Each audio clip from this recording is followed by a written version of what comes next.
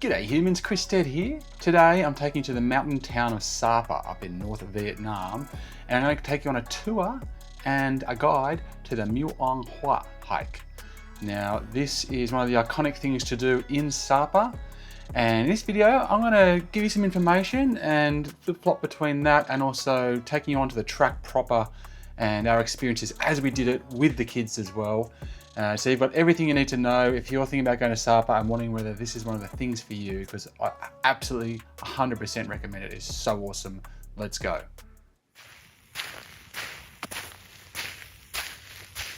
Now the Muong Hoa hike goes for about 12 kilometers downhill from more or less the center of Sapa. Like you can start in the center of Sapa, and then it goes down through three main villages. There's Tiva, Lao Chai, and Lin Hao.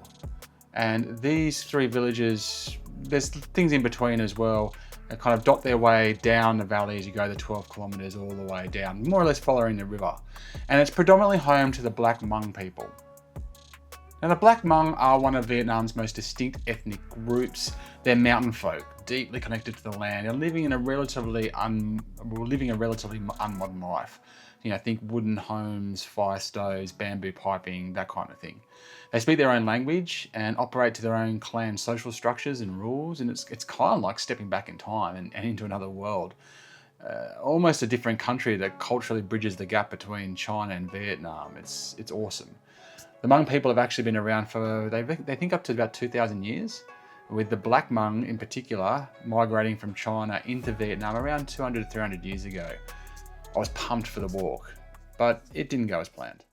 As we're getting closer, this guide we've got for the day, for the next 2 days that we're here, was saying to us, do you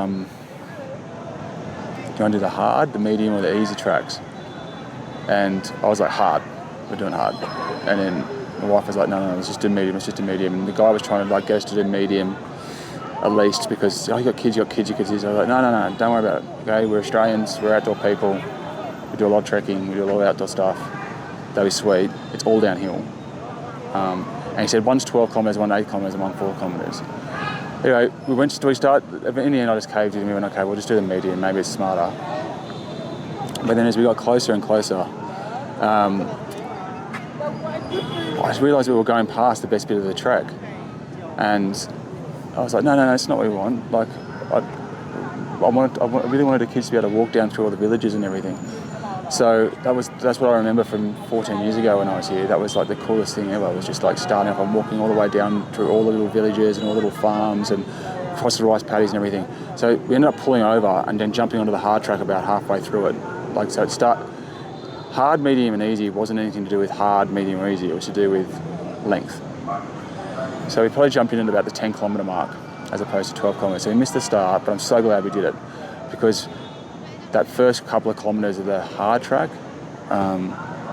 was the best of the whole thing, probably. Like all dirt and walking around rice paddies and water buffalo coming out. Yeah, I came that close, like that close to stepping on a tiger snake, which apparently would have gone really bad for me. Apparently they're quite poisonous. When I showed the photo to the guy, I said, I just almost stepped on this. He was like, ooh. Patrick, quick, come have a look.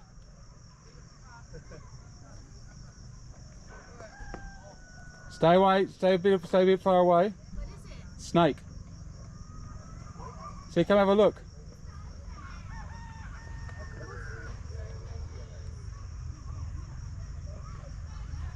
Green flag, be careful.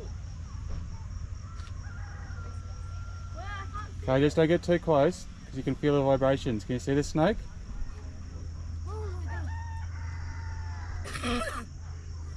Green snake.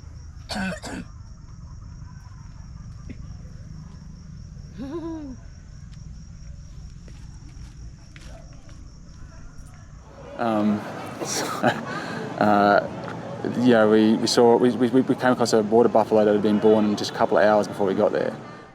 Buffaloes.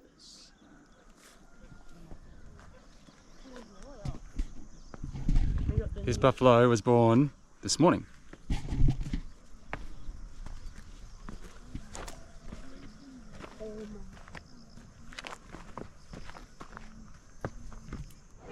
looking at all the amazing ways the villagers handle irrigation and everything. So the kids got to see all that. It was awesome. They were perfectly fine. It's downhill the entire way, so it was no worries at all. And then when we got to where the medium track started, it turned to concrete, and we're just walking down concrete with bikes coming past us, and I was like, what is this? This is not a trek, this is not a hike, it's not what we were doing. So I'm so glad. So if this is you and you come to Sapa, make sure you start the trek as high up, as close to the main centre as you can. It's a longer walk, but it's so much better.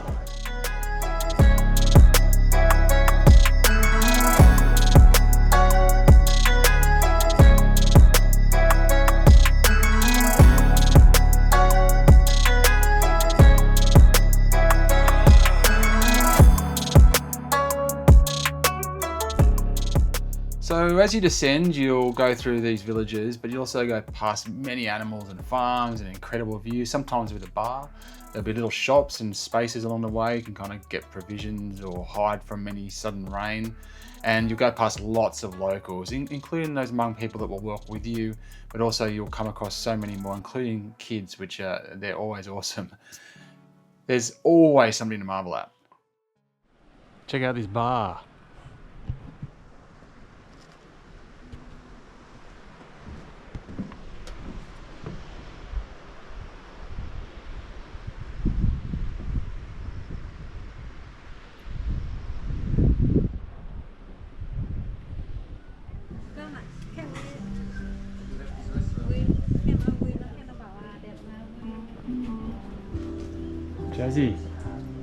Jazzy, what are you gonna do?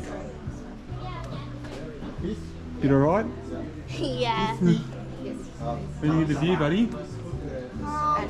It's better than nothing. 2 mango smoothies for the kids. What do you think of the view? It's insane. What did they think? Not much. What do you reckon's better, this or the street view over the intersection? This is amazing.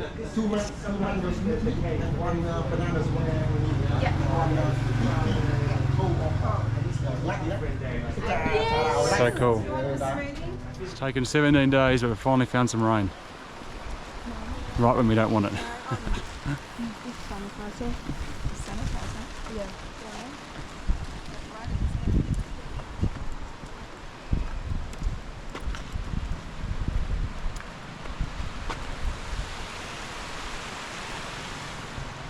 Look at the water coming down the drain.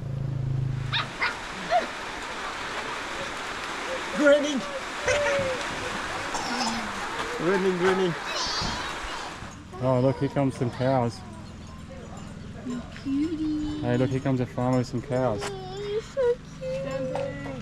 Here come the ducks, look at the ducks.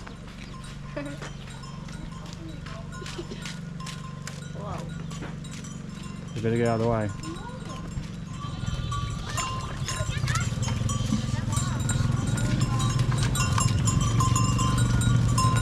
Little car.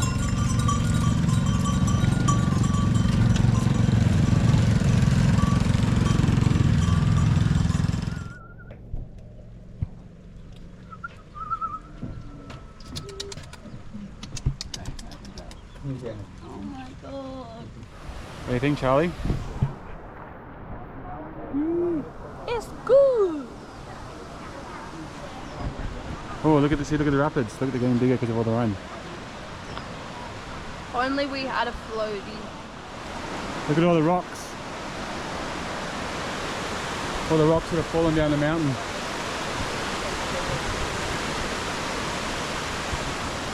On the higher tides, it would be great for rapids. Why even the bridge is so high?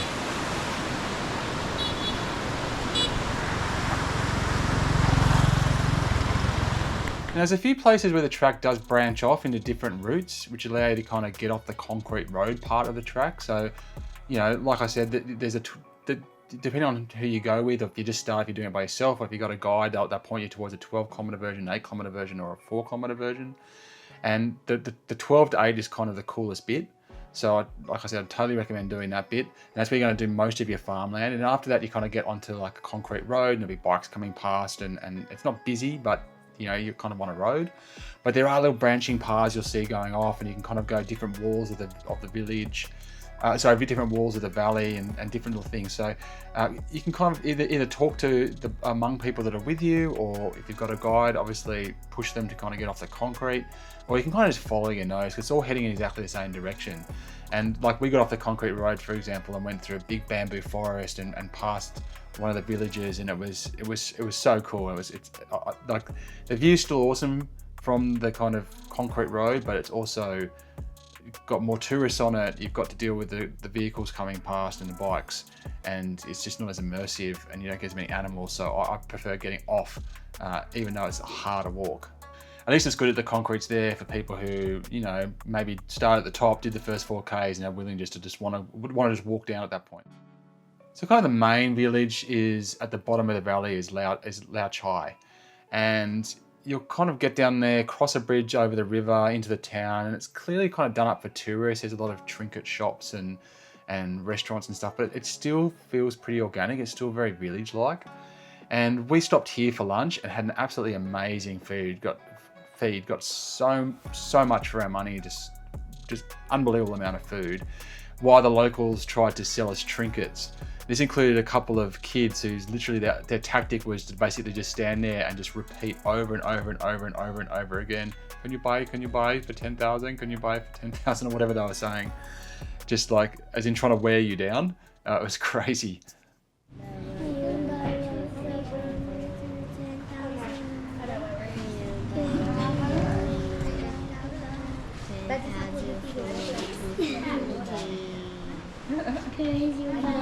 Oh, that's not good. No, thank you. Now from Lao Chai, the rest of the track is kind of follows a road. It's like not a very busy road. It's just more like a concrete path that weaves kind of up the other side of the valley and past all these homestays and farm stays and more village kind of like places. And it's still really, really cool. And at the very end of that, you'll kind of cross another bridge back to the Sapa side of the river, and that's kind of almost like an end of a road area where you get picked up, or you can organise a transfer, or otherwise get back up the hill to Sapa. But I'll tell you a tip, because at the end of the Lao Chai Village area, kind of just as you kind of head off, you can veer to the left, kind of behind the shops. Just look for like little paths that head out towards the tiered rice paddies, and you can follow these kind of round. It eventually links back up with the road, but you go off for a while through the farmland in the local village, and it's really, really cool. You get some fantastic photos, and I highly recommend doing that if you can. We probably would have gone straight past it, but our guide actually tipped us off to it, which was good. But some of the locals did walk with us. That's what they do up here. So if you come into Sapa for a trek, that's what they do. Is a couple of the local women from the village down the bottom will attach onto you when you start your walk. So they must hike up at dawn, and then they see a couple of gringos, and then they go, right, sweetheart, we're going to attach to you, and we're going to follow you all the way down, and then at the bottom you're going to buy something from us. So it's a bit of a guilt trip, but at the same time, they can speak English. They will tell you things, help you, point out things for you, stuff like that. And I reckon it's a pretty fair exchange. So just know it going in. Just get there and just kind of go, right, okay, at the end of this, I'm going to be buying a bag or something like this. You still haggle and still negotiate. We ended up buying there was 2 girls who came down with us, 2 women, and we bought 2 things off one, 2 things off another. And I don't know how much we spent, like 30 bucks Australian or 40 bucks Australian or something. And I feel great about it. It was good. It was good. It was a fair exchange. But if you're not going to do that, if you're not going to get to the end and buy, and it's it's full on, I guess, if you're not into the haggling thing, which I'm not, but if it's just if you're not into being hassled, it's not easy. Then tell them straight up. Don't let them walk all the way down the hill with you. You're better off just telling them and letting them take the next group coming through instead. It was still freaking amazing. And it's like one of those places that you go to, and I've been to a few of them, luckily. I've been very lucky in my life to go to a few of them, like your Uluru, your Milford Sounds, pyramids, the fjords of Norway, places like this, where the scale of it, Grand Canyon, the scale of it is just so hard to contemplate. Queenstown's. You can't get it's just, everywhere you look is just postcard stunning, and that kind of natural wonder stuff I really love, and it's really hard to get that in Australia. It's really hard to show it to the Swiss Alps, really hard to show that stuff to kids in Australia, right? Because we just don't have, our version of a mountain's a slight incline, basically. And then you're going through all these rural areas, and it's like proper villages, proper people living rural lives in northern Vietnam, and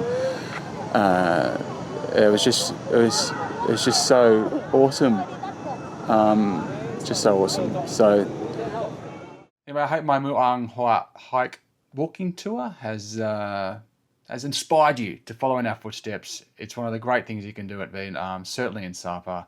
I'm Chris Stead. Make sure you keep an eye on the channel. Lots of content going up from not just Sapa, but all of Vietnam. And it's all funded by myself, so you can help me out with some subscriptions and sharing the good word. That'd be a great positive for me. Thank you for watching. Until next time, I'll check you later. Just got to the end of our trek from the Sapa village all the way down to the bottom of the valley to 2 other little villages. Pretty amazing. What do you think? What do you think? It was actually really good, except for the concrete walking bits. But all the other bits were really good. Jazzy? I thought it was really good because it felt like 5 kilometers instead of 12. I thought it was really good for half it, and then it got really bad with It's spilling water. and we went and because you started having a tan. And we did it for 28 hours. Oh, Pat Can I have one? Pat came up with this It's really awesome. this thing. Oh, well, I get that.